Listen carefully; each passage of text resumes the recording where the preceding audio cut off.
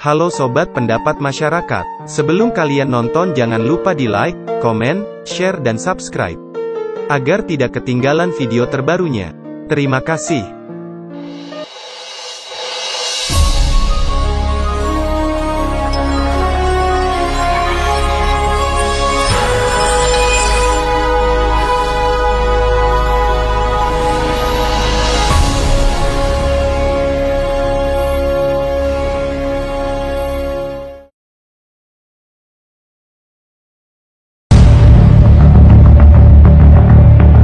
Nasib malang dialami oleh seorang gadis remaja berinisial RI 16 tahun warga Kabupaten Poso, Sulawesi Tengah. Korban mengaku diperkosa oleh 11 pria di Kabupaten Parigi Motong, Sulawesi Tengah. Mirisnya, pelaku pemerkosaan tersebut adalah orang-orang yang seharusnya melindungi korban. Korban mengaku diperkosa oleh oknum kepala desa, oknum guru SD, oknum perwira polisi, serta 8 orang lainnya. 10 dari 11 terduga pelaku sudah ditetapkan sebagai tersangka. Namun oknum perwira polisi dari Kesatuan Brimob belum ditetapkan sebagai tersangka, dengan alasan dalam proses pendalaman. Perbuatan keji para pelaku terungkap, ketika RI yang menginjak usia 16 tahun, mengeluh sakit di bagian perut yang tak kunjung sembuh. Lalu RI memberanikan diri mengadu pada ayahnya, mendapat pengaduan anaknya, sang ayah melapor ke polisi. Akibat perbuatan bejat para pelaku, korban terancam kehilangan rahimnya, karena mengalami insersi akut serta ada tumor di rahim, yang kemungkinan rahimnya akan diangkat. Peristiwa memilukan ini bermula, saat korban ikut dalam misi kemanusiaan membawa logistik dari kampungnya di Kabupaten Poso, untuk para korban banjir di Kabupaten Parigi Motong. Usai menyalurkan bantuan, korban tidak ikut pulang ke Poso, korban tinggal di salah satu penginapan, karena telah dijanjikan handphone dan pekerjaan oleh para pelaku. Dengan bujuk rayu, para pelaku pun secara bergantian menyetubuhi korban di penginapan, kebun, pondok serta dalam mobil dalam rentang waktu April 2022 hingga Januari 2023. Itu terjadi mulai bulan April 2022 sampai dengan bulan Januari tahun 2023. Kita sudah menetapkan 5 tersangka dari 10 yang sudah kita tetapkan. Sementara yang 5 sudah kita lakukan penahanan, dan ada 1 tersangka yang masih kita lakukan pendalaman, ya, karena baru berdasarkan pengakuan daripada korban. Jadi modus daripada tersangka ini, sebelum melakukan perselingkuhan, para pelaku ini memberikan berupa iming-iming uang yang bervariasi dari mulai 50.000 hingga 500.000 rupiah.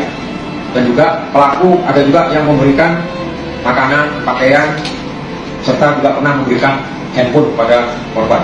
Sebelumnya di rumah sakit Parigi, kemudian di rumah sakit Poso, karena masih mengalami sakit di bagian perut, akhirnya dirujuk lagi ke rumah sakit mendatang. Dengan ancaman paling singkat 5 tahun dan paling lama 15 tahun.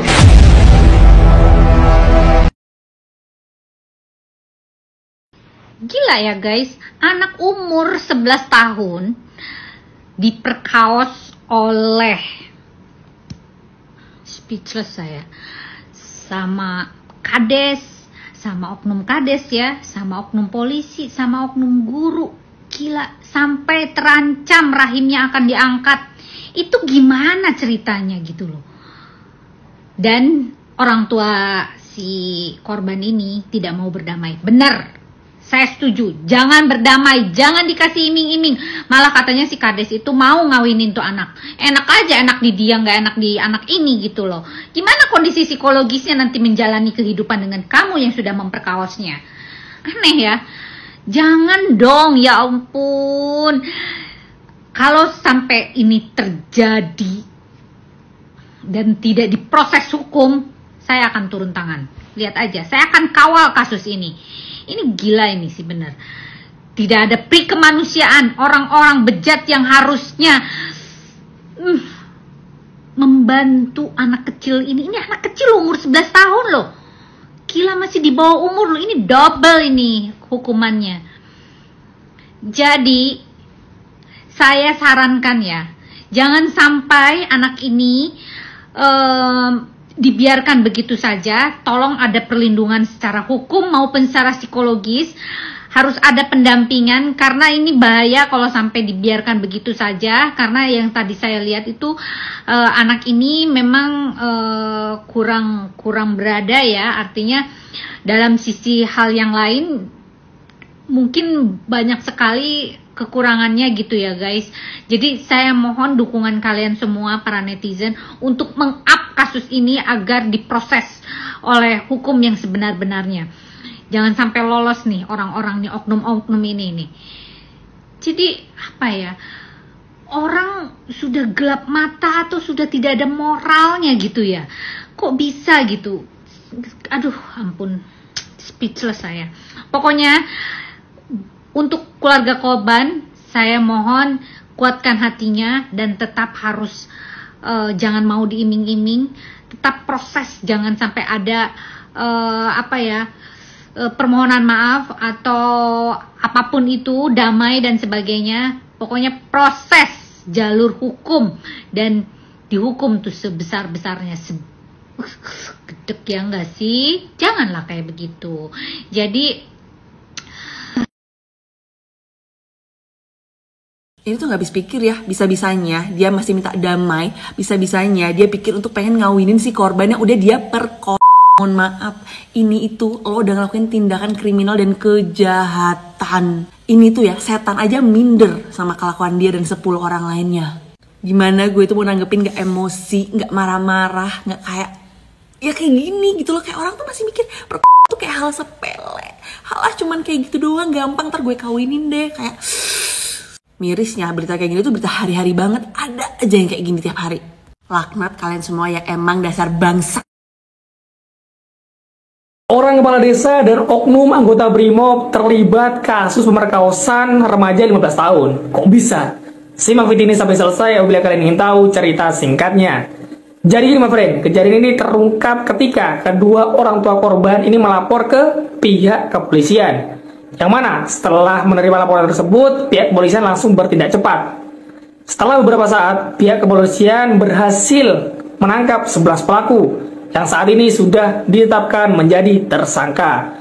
Menurut keterangan disampaikan para pelaku, mereka melakukan hal tersebut mulai dari bulan April 2022 sampai dengan Januari 2023. Dan mereka melakukan hal tersebut di berbagai tempat yang berbeda di Kabupaten Parigi Mutong.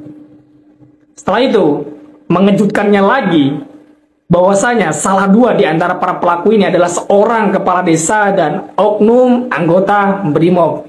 Ya, seorang kepala desa dan oknum anggota BRIMOB. Saat ini pihak kepolisian sudah menahan 5 tersangka dan sisanya masih dalam tahap pemeriksaan lebih lanjut.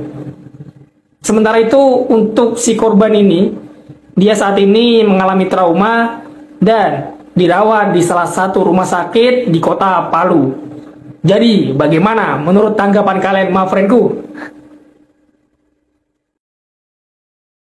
Wah, bener-bener parah nih lur. ABG di Parigi Motong Sulteng menjadi korban asusila 11 orang. Dan pelakunya diantaranya kades, oknum polisi, dan juga guru. Dan akibatnya, korban terancam kehilangan rahim. Jadi katanya korban ini diiming-imingi diberi imbalan. Kemudian dia diajak keliling Parimo dan terjadilah tindakan asusila. Dan peristiwa ini sudah terjadi dari April 2022 sampai Januari 2023. Dan dari 11 tersangka, baru 5 orang yang ditahan. Dan meskipun begitu, banyak keluarga pelaku yang datang ke rumah korban untuk minta damai dengan memberikan sesuatu, tapi semuanya ditolak. Bahkan oknum kadesnya juga sampai mau bertanggung jawab dengan menikahi korban, tapi tetap ditolak sama ayah korban. Wah, benar-benar malu-maluin. Aparat yang harusnya jadi contoh yang baik dan melindungi warganya, malah begini kelakuannya. Dan aku setuju dengan keputusan ayahnya korban yang tidak mau damai dengan bentuk apapun. Biarin aja tuh para pelakunya rasain akibatnya di Hotel Prodeo. Cuma nggak kebayang itu gimana berbuatnya sampai rahimnya terancam diangkat. Apa karena sering, apa karena rock and roll? Ah, sudahlah. Yang pasti kelakuan mereka ini benar-benar bejat. Dan pelajaran juga nih buat semuanya biar gak mudah terayu dengan iming-iming apapun. Karena kita nggak tahu resiko apa yang akan terjadi. Bener nggak?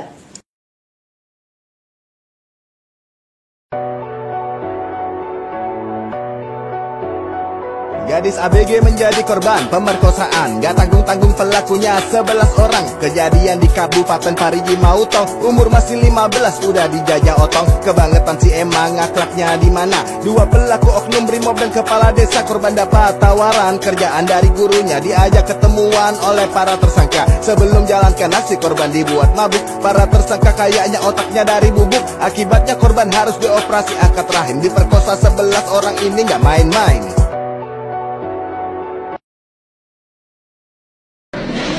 Alias MT, ya.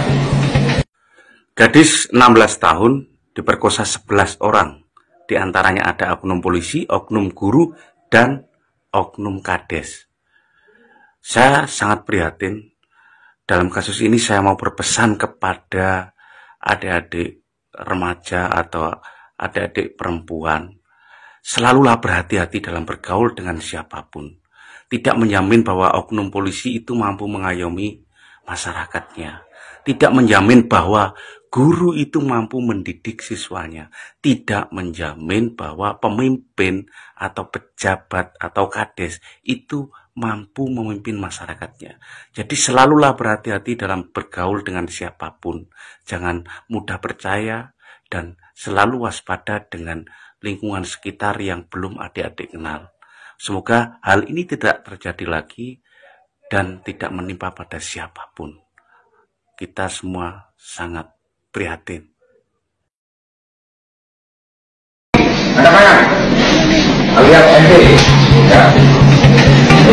Kasus pemerkosaan kembali terjadi. Seperti yang ada di video tadi, gadis 16 tahun diperkosa oleh 11 orang. Di antaranya ada oknum polisi, guru, dan kades. Ini adalah salah satu alasan mengapa menurutku hukuman yang paling pantas untuk para pelaku pemerkosa itu adalah hukuman kebiri.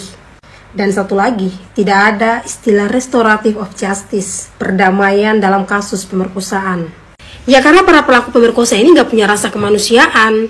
Ngapain kita memanusiakan manusia?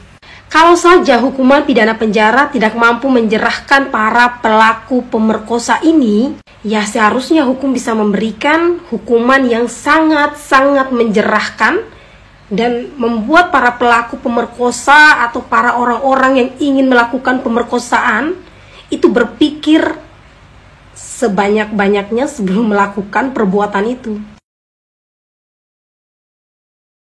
Sekarang di Indonesia banyak banget berita-berita nih.